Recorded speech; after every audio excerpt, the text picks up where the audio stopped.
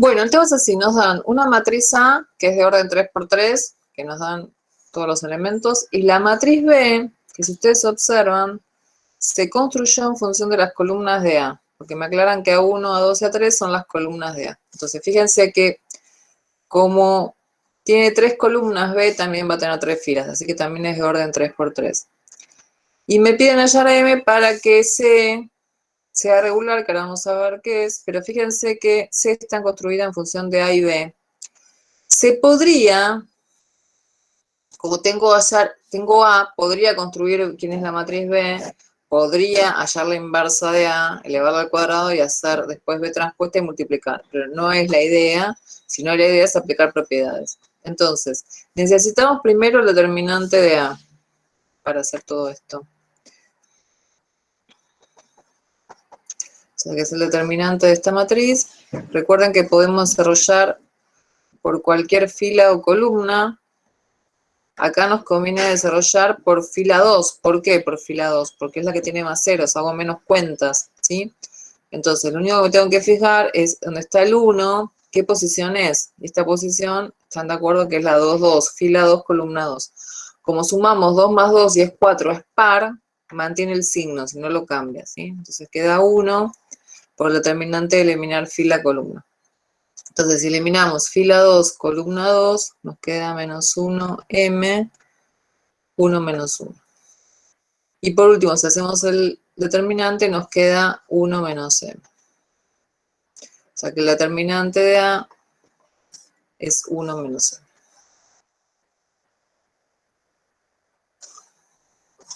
¿Alguna pregunta hasta acá, chicos? No, ninguna. Buenísimo. Bueno, y ahora vamos a calcular el determinante de B, que es el determinante de esta matriz. Ojo con esto, chicos, porque muchas veces ustedes no ponen la palabra determinante y lo que están haciendo es operar con matrices que está mal, aplicando propiedades determinantes, ¿sí? O tienen que poner la palabra de determinante o lo tienen que poner entre barras, ¿sí? Bueno, la primera propiedad que vamos a explicar es, como tengo esta columna que está expresada como suma de dos términos, se descompone como suma de dos determinantes. Entonces acá te lo vamos a escribir como determinante más determinante. ¿Qué vamos a poner en una columna? En un determinante vamos a poner el A1, 1, y en el otro vamos a poner el 2, a 2. Y todas las demás columnas quedan iguales.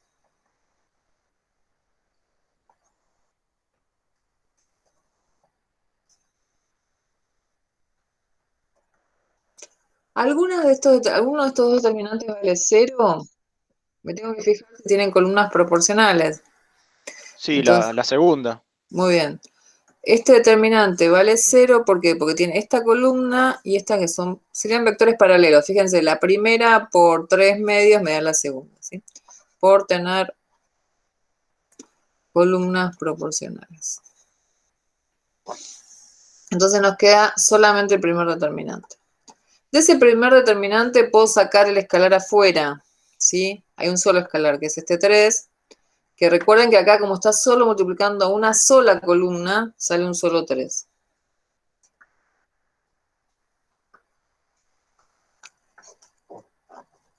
Y por último, miro si esto es la matriz A. Y si ustedes, para que sea la matriz A, tiene que ser A1, A2, A3, está desordenado. Entonces nos falta permutar columnas. Si permutamos columnas, lo que va a pasar es cambiar el signo del determinante. Entonces, ¿qué nos va a quedar?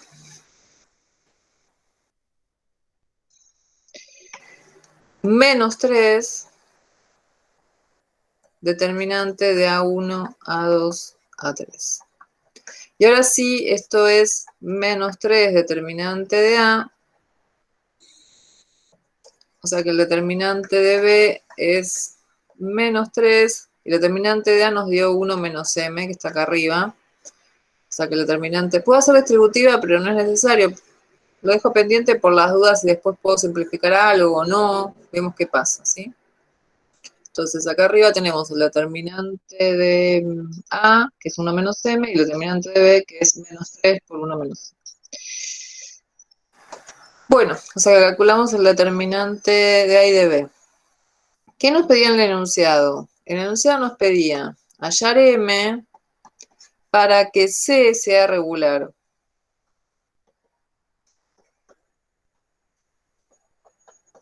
¿Qué significa que una matriz sea regular? ¿No es una matriz que tiene el mismo número de filas y de columnas? Y su determinante es distinto de 0. Claro, muy bien. O sea, primero, antes que nada, es una matriz cuadrada. O sea, esto es una referencia de las cuadradas. Y A regular, es lo mismo decir regular, vamos a poner equivalencias. No singular, es lo mismo decir regular que no singular. Que A sea inversible, es lo mismo decir que existe la inversa de A, y como planteó la compañera muy bien, el determinante de esta matriz es distinto de 0. Entonces, si a nosotros nos interesa que C sea regular, vamos a llegar a hallar M para que el determinante de C sea distinto de 0. ¿Está bien? Después, en estas equivalencias vamos a ir agregando cosas que nos dicen lo mismo, ¿sí? Lo importante es que son todas situaciones de una matriz cuadrada. Caso contrario, o sea, lo opuesto de esto es que A no sea regular, que A sea singular, que A no sea inversible, que no exista la inversa y el determinante de A vale 0. ¿Sí? O sea, lo opuesto a todo esto. Bueno, avancemos. Entonces, nosotros queremos que el determinante de C sea distinto de 0. Pero ¿quién es C? La inversa de A al cuadrado por B transpuesta. O sea, vamos a calcular el determinante de esto. Ojo con esto, porque uno a veces puede calcular cuándo vale 0 y después responder lo opuesto, ¿sí? Entonces voy a dejarlo pendiente directamente con el distinto de 0. Pero ahora vamos a aplicar propiedades.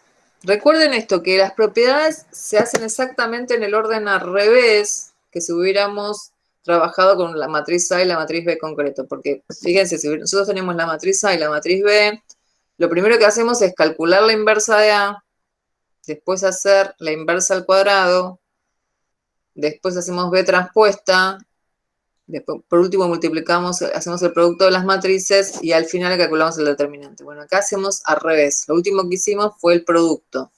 Entonces la primera propiedad que vamos a usar es que el determinante del producto es el producto de los determinantes. Repito esto, sabiendo que A y B son cuadradas, porque recuerden que puede pasar que A por B sea cuadrada, pero en forma individual A y B no, ¿sí? Entonces, vamos a aplicar esa propiedad. Nos queda el determinante de la inversa de A al cuadrado por el determinante de B transpuesta. Todo esto tiene que ser distinto de cero.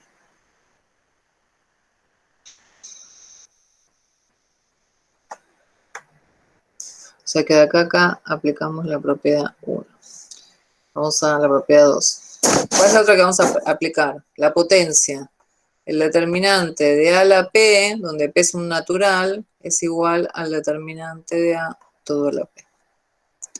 Recuerden que habíamos visto que esta propiedad, ¿en qué nos simplifica? Hacer A al cubo significa multiplicar 3 veces A, que el resultado calcular el determinante. En cambio, si yo tengo que hacer el determinante de A al cubo, calculo el determinante y lo elevo al cubo. Mucho más simple. Entonces, ¿qué nos queda acá? El determinante de la inversa de A todo al cuadrado. Y acá puedo aprovechar y poner, en vez de determinante de B transpuesta, poner el determinante de B. Estoy usando otra propiedad que dice que el determinante de A transpuesta es el determinante de A. O sea que de acá a acá aplicamos propiedad 2 y 3. La última propiedad que vamos a aplicar es la de la inversa, que dice que el determinante de la inversa de A es 1 sobre el determinante de A. Ojo con esto, porque lo voy a repetir, siempre repito lo mismo, pero uno de los errores que ponen es 1 sobre A, y no existe la matriz de la división de matrices. Si ustedes ponen esto, es como que se le anula todo el ejercicio, porque conceptualmente no existe la división de matrices.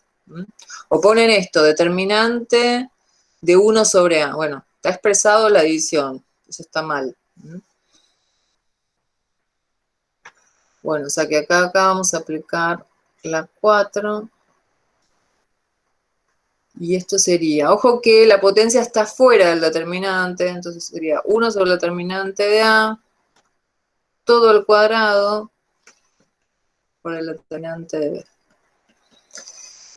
Puedo hacer distributiva la potencia con respecto a la división, el cociente. 1 al cuadrado nos queda 1, nos quedaría 1 sobre el determinante de A al cuadrado. Por determinante de B distinto de 0. Puedo escribirlo un poco más simple. Si quieren ver acá arriba, determinante de B dividido determinante de A al cuadrado es distinto de 0. Bueno, ahora vamos a reemplazar quién es quién, cada uno. El determinante de B nos dio menos 3 por 1 menos m. Y el determinante de A es 1 menos m. Todo esto al cuadrado. Bueno, antes de avanzar, porque yo puedo simplificar el 1 menos m del numerador con el denominador, o sea, el de arriba con el de 1 de abajo, pero tengo que restringir qué valor no puede tomar m.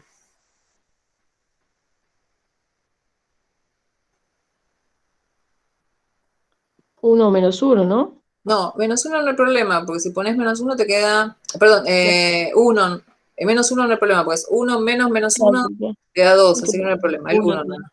Tiene que ser distinto de 1, ¿sí? Eso es importante, más allá de lo que pasa con la respuesta, ¿sí? Cuando yo tengo una expresión donde la incógnita aparece en el denominador, o sea, abajo, tengo que restringir si existe el valor que hace 0. Bueno, y ahora podemos simplificar. Como sabemos que no vale 0, supuestamente está restringido, vamos a simplificar uno de este con uno de este. Y nos queda menos 3 dividido 1 menos m distinto de 0. Bueno, podemos pasar el denominador multiplicando al segundo miembro. Y menos 3 es distinto. 0 por 1 menos m nos da 0. Ahora, menos 3 es distinto de 0. Sí, Eso es verdad. Esto es verdadero. Entonces, ¿cuál es la respuesta? ¿Cuáles son los valores de m que verifican esta condición? Que C sea inversible. todos los reales menos 1. Claro, muy bien. El tema es así. Como llego a algo que es verdadero, no llego a un absurdo, puedo tomar cualquier valor de m. Pero miren qué importante fue restringir, porque si no me lo hubiera olvidado esa restricción. ¿Sí? Entonces la respuesta es m pertenece a reales menos el 1.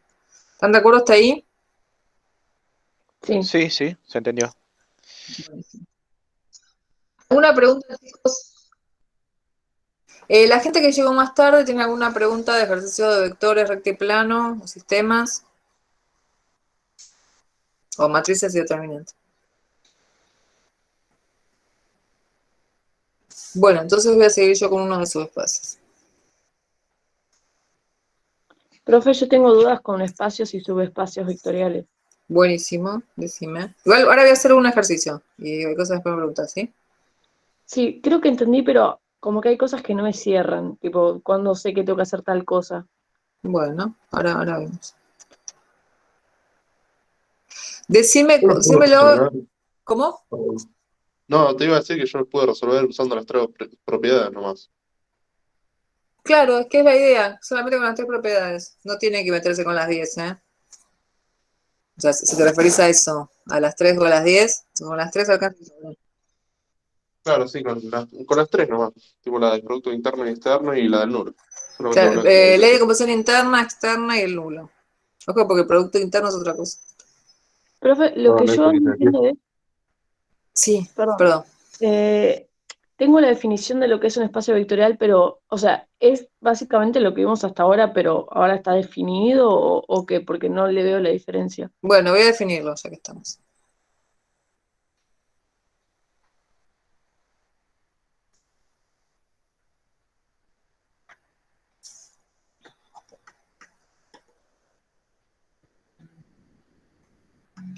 Esta cuaterna es una cuaterna ordenada, pero se puede escribir, cambiar el orden. Lo importante es qué significa cada cosa.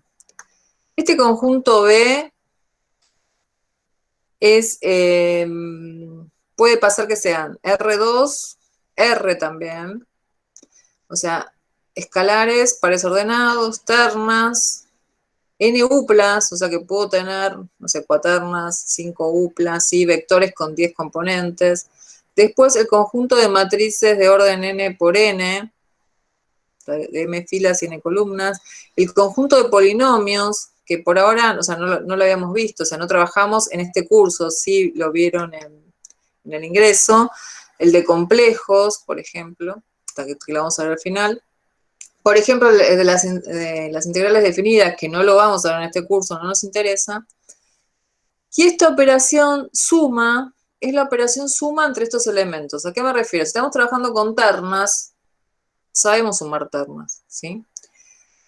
O sea, si sumamos una terna, nos da una terna que se suma componente a componente. Esta operación multiplicación es multiplicar un escalar por un elemento de B.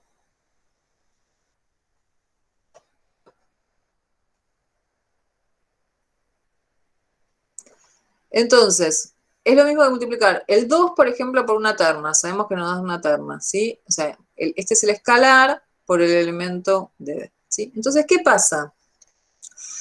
Una cuaterna ordenada tiene una estructura de espacio vectorial cuando verifica 10 axiomas. ¿Cuáles son las 10 axiomas? Que le puedo dar ordenado o no, el orden es el que se me ocurre ahora. El primero es la ley de composición interna. Esto lo estuvieron viendo. ¿Qué dice la ley de composición interna? Si pensémoslo en R3, que es más simple porque es algo que sabemos. En realidad podemos pensarlo en cualquiera, pero en R3 estuvimos trabajando bastante. Entonces, si tomamos dos elementos de B y los sumamos, sigue perteneciente a B, perteneciendo a B. O sea, si sumamos ternas, nos sigue dando ternas. ¿Sí? Eso se llama la ley de composición interna. El segundo axioma es, por ejemplo, la conmutativa. Si sumamos U más B, es lo mismo que sumar B más U. ¿Sí? No importa el orden que sumemos los vectores. Tercero, asociativa. Si sumamos 3, o sea, si sumamos primero U más B y el resultado le sumamos W, es lo mismo que sumar a U el resultado de B más W. Estas son todas operaciones que estuvimos haciendo, pero yo no les puse nombre. Existencia de neutro o nulo.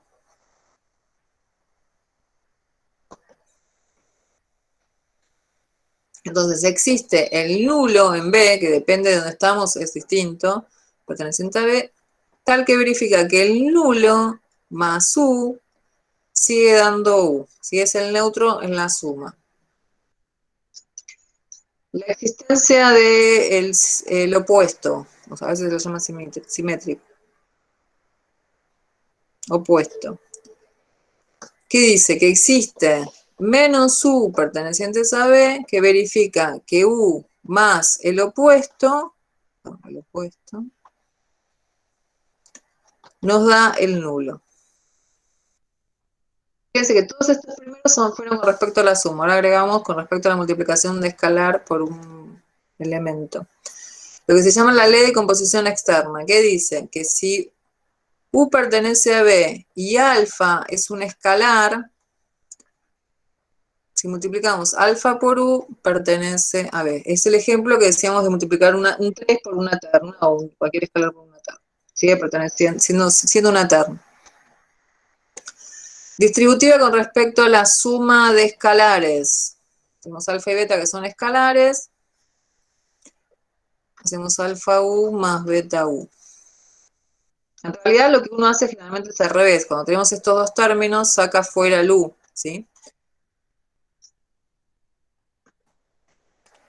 Distributiva con respecto a la suma de vectores. Se dice vectores en general, pero depende de qué espacio estamos trabajando, ¿no? ¿En qué conjunto estamos trabajando? Esto se escribe alfa U más alfa B. Lo mismo que antes. En general uno lo que hace a partir de acá, sacar afuera el alfa. El noveno es la asociatividad mixta. Si tenemos dos escalares multiplicando a U, es lo mismo que el escalar está asociado primero al elemento de B, el resultado lo multiplicamos por el otro escalar o al revés.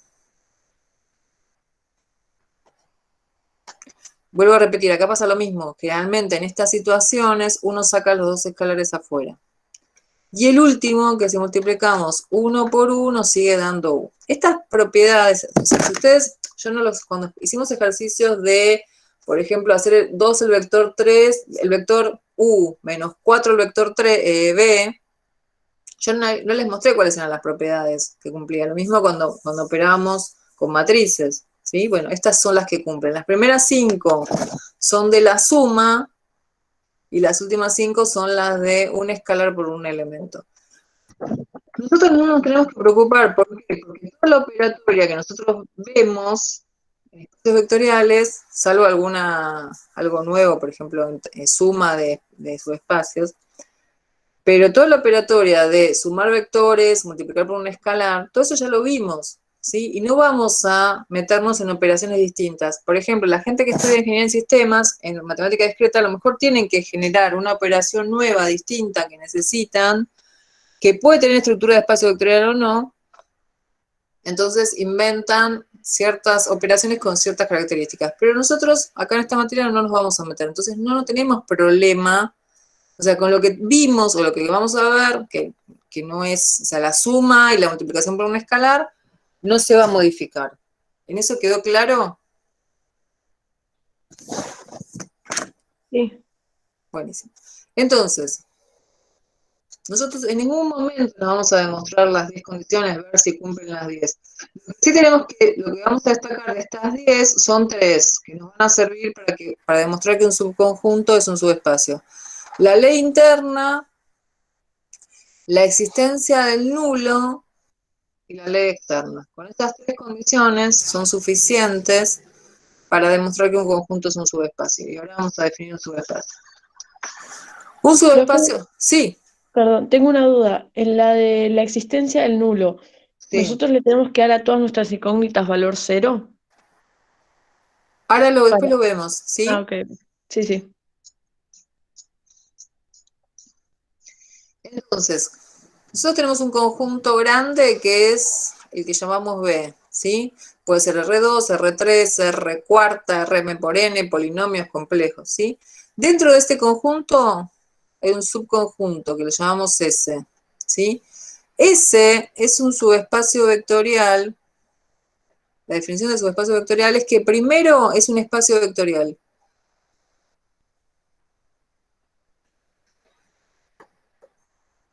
¿Eso qué significa que es un espacio vectorial? Que cumple los 10 axiomas que planteé recién, ¿sí? Entre ellos la existencia del nulo. Entonces, pensemos algo concreto, en R3. Un subconjunto R3 puede ser una recta, puede ser un plano, ¿sí? Pero para que sea un subespacio tiene que pasar por el origen. Si no pasa por el origen, no es un subespacio, ¿sí? Entonces, ¿cuál es la condición suficiente para demostrar que un conjunto es un subespacio vectorial? 3 condiciones nada más. Tenemos que mostrar que el nulo pertenece al subespacio, después la ley de composición interna y por último la externa. No sé si alguno, porque en algunos libros en vez de 3 aparecen 4, o ustedes en otra cursada lo vieron con 4. ¿Se acuerdan si lo vieron con 3 o con 4? Yo con 3. La diferencia con 4 era que decía que era distinto de vacío y que estaba incluido en el espacio. Entonces no necesitaba mostrar el nulo, sino cualquier elemento. Pero esto es más simple. Y vamos a ver un ejemplo.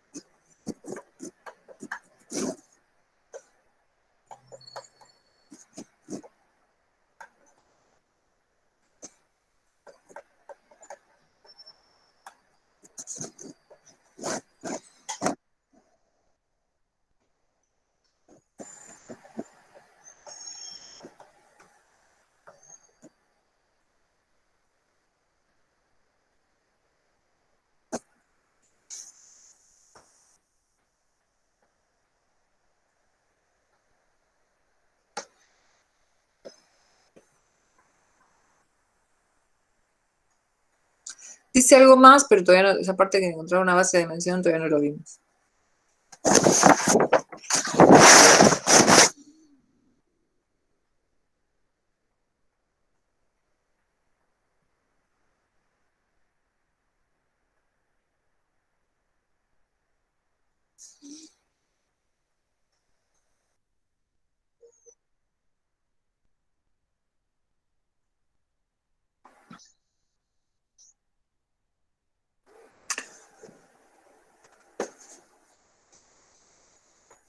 Bueno, primero que estamos trabajando con un conjunto que es de P sub 2. P sub 2 se lee así, son los polinomios de grado menor o igual que 2 o el nulo. Menor o igual que 2 o el nulo. ¿Eso qué significa? Que acá adentro están los polinomios de grado 2, los de grado 1, los de grado 0 y el nulo, ¿sí? Este que está acá, esto que está acá es un genérico de P sub 2. Si nos molesta, porque a veces cuando tengo que hacer expresar, esto es un genérico de todo P sub 2. Si nos molesta, podemos cambiar el A sub 0, el A1 y el A2 con letras más simples. Por ejemplo, puedo poner que P de X es A más BX más CX cuadrado. Trabajar con este genérico, ¿sí? Podemos hacer eso. Entonces, ¿qué dicen las ecuaciones? Si le trabajamos con el ABC, la primera ecuación dice A0 es igual a 2A1, entonces dice que A es igual a 2B. Y la segunda ecuación dice que C es igual a 3B. ¿Están de acuerdo?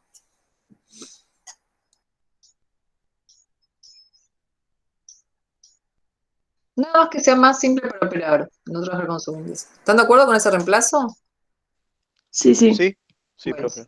buenísimo. Entonces, cuando yo tengo acá, cuando dice la palabra demostrar o probar, ya sabemos que es verdad, ¿sí? O sea, hay dos tipos de enunciado. Uno cuando dice demostrar o probar, que ya sabemos que es verdadero, y otro cuando dice analizar la validez, determinar si es verdadero o falso. Bueno, acá cuando dicen demostrar ya sabemos que es verdadero. Como bien le he hecho en el video, cuando tienes expresiones, ecuaciones lineales sin término independiente, ¿por qué son ecuaciones lineales? Porque la incógnita está la primera, no aparece en la división, no aparece afectado a la raíz cuadrada, no aparece en un logaritmo, no aparece el cuadrado, y sin término independiente, porque no aparece más 1, menos 8, bueno, van a ser subespacios, ¿sí? Entonces, cuando tenemos ecuaciones lineales sin término independiente van a ser subespacios. Entonces, fíjense, por suerte, acá ya está despejado, en función de B. Entonces, vamos a este genérico y reemplazamos en función de B. ¿Sí? Entonces, ¿cómo nos queda? En vez de A, ponemos 2B. El B queda igual y en vez de C, ponemos 3B. ¿Sí? Y este es el genérico de S. Pero, profe, Sí. ¿no tiene término independiente? No, porque el término independiente, si la ecuación me parecería así, mira. Ah, ok, ok, perfecto. Eso Gracias. no sería porque el origen no pertenece, el nulo no verifica si tuviera término independiente, ¿no? O sea, claro, te confundiste con el término independiente del polinomio, no. En la ecuación, cuando vos, me refiero a esto, cuando que no tenga término independiente, sea una ecuación lineal, cuando vos tenés las condiciones del subespacio, independiente de qué elemento sea este, ves que son ecuaciones lineales sin término independiente, ¿está bien? Sí, perfecto. Bueno. Fíjense que el genérico de P sub 2, de todo P sub 2, está en función de tres parámetros distintos, A, B, C. En cambio, el genérico de S está en función de un solo parámetro, que es el B, porque el X es la indeterminada del polinomio, no tiene nada que ver con eso. ¿Sí? Entonces, pasé de algo que estaba en función de tres parámetros distintos a algo que está en función de uno solo. Y con este vamos a demostrar que es un subespacio vectorial.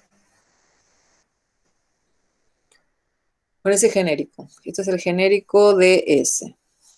Entonces, ¿cuál es la primera condición que tenemos que mostrar? Que el nulo pertenece. Entonces, para que esto sea el nulo, B tiene que ser 0. Entonces, si B vale 0, ¿qué nos queda? 0 más 0x más 0x cuadrado, que es lo mismo que poner P igual 0, lo que pasa es que lo pongo así para que vean lo completo y ordeno,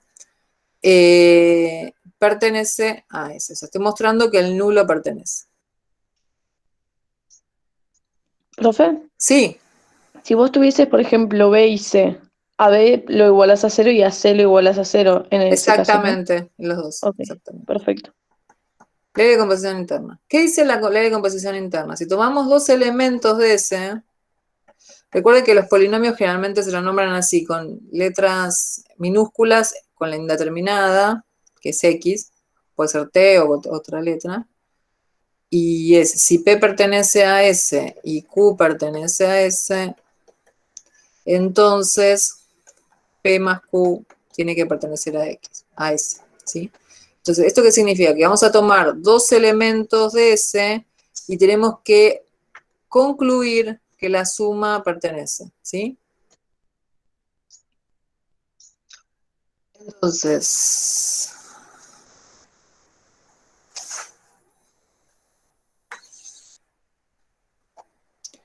si P pertenece a S, ¿P es de qué forma? Vamos al genérico y escribimos 2B más BX más 3BX cuadrado. Si Q pertenece a S, en vez de Q tenemos que cambiar de letra, no podemos poner B, ¿sí? O sea, lo que nos conviene a veces es poner prima, porque es más simple para ver, si no podemos ponerle otra letra distinta. Voy a poner B prima.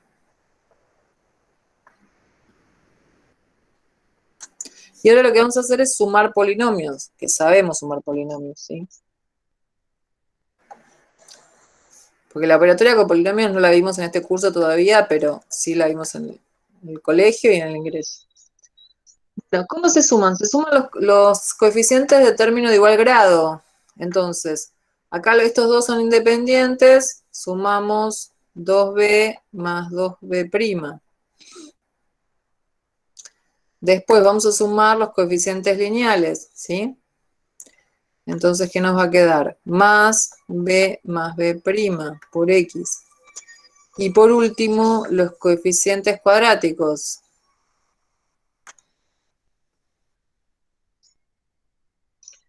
Entonces vamos a poner 3b más 3b', todo por x cuadrado. Ahora, vamos al genérico. ¿El genérico qué forma tiene? Está acá arriba. Fíjense qué pasa con este genérico. Para pertenecer tiene que pasar que el término independiente tiene que ser 2 veces el coeficiente lineal. Y el coeficiente cuadrático tiene que ser 3 veces el lineal para pertenecer. Entonces vamos a ver si verifica eso. Yo necesito que este independiente sea 2 veces el coeficiente lineal. Entonces, ¿qué me conviene hacer? Sacar factor común 2 afuera, ¿no? Entonces, ahí es 2 veces el coeficiente lineal.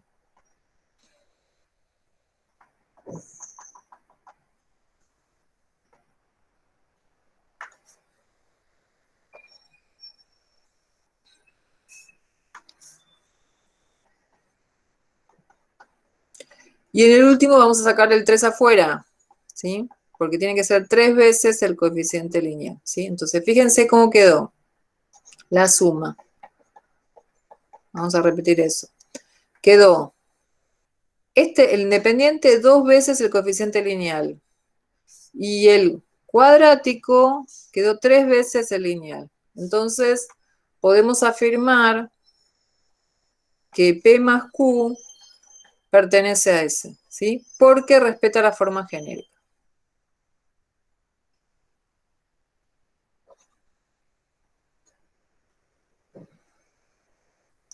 Y por último, nos falta la ley externa.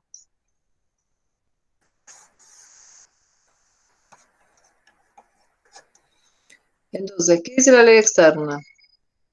Que si U pertenece, bueno, en este caso P, si P pertenece a S y alfa es un escalar, entonces alfa por P tiene que pertenecer a S, ¿sí? Entonces empezamos igual que antes. Si P pertenece a S, P es de la forma 2b más bx más 3bx cuadrado. Sigue el genérico. Y si alfa es un real, lo que hacemos es multiplicar ambos miembros por alfa. Bueno, que no necesito poner.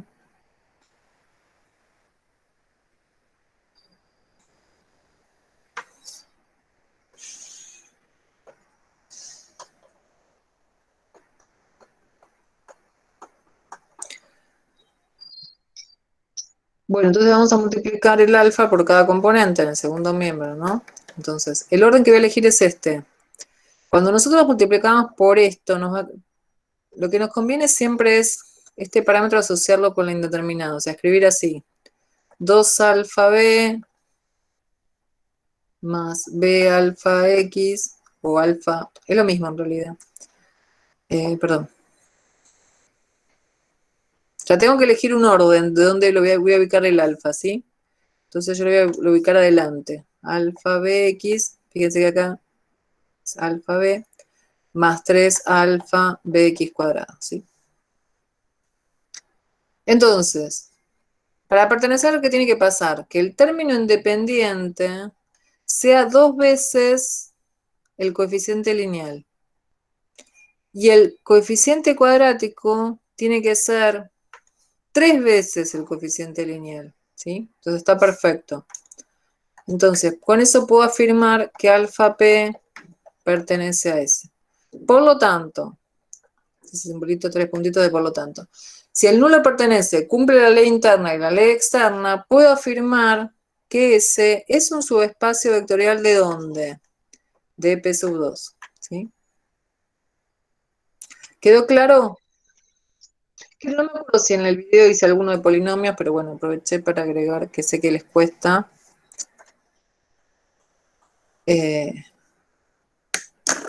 Esta demostración que yo demuestro a partir del genérico, se puede demostrar a partir de la condición, ¿sí? Pero para mí me parece mucho más simple para ustedes es obtener el genérico mientras se pueda, a veces no se puede, cuando estoy trabajando con matrices de orden n por n, y es mucho más simple así, ¿sí? ¿Alguna pregunta, chicos, de este ejercicio?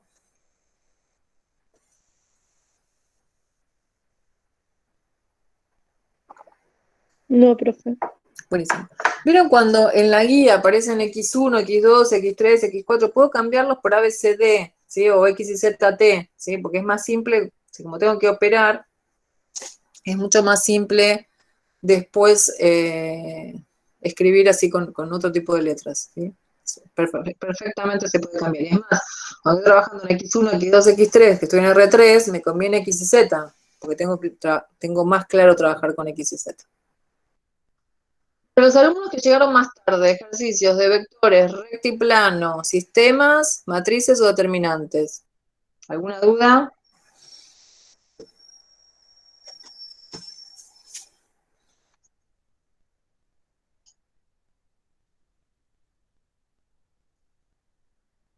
Esperen que voy a tener esto.